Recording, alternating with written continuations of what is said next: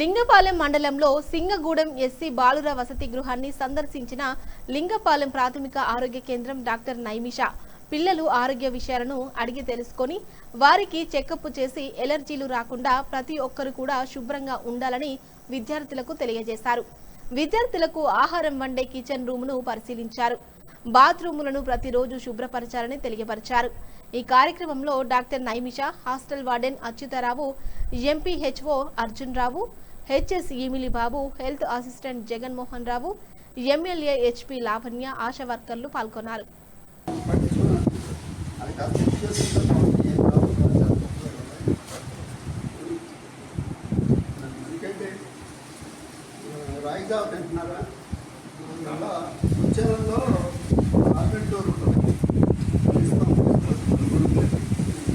ఇబ్బందులు ఉన్నాయా?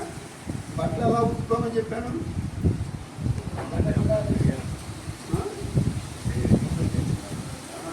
రాసి తెచ్చారా?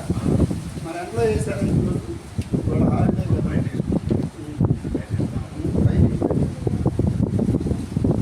పెద్ద పని కాదు.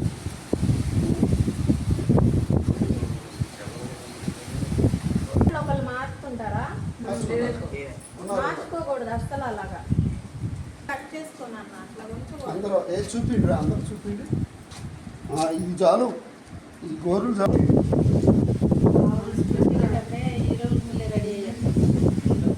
ఇదిగో నీ ఒంటి మీద ఉన్న చెత్త నీ నోట్లోకే వెళ్తుంది.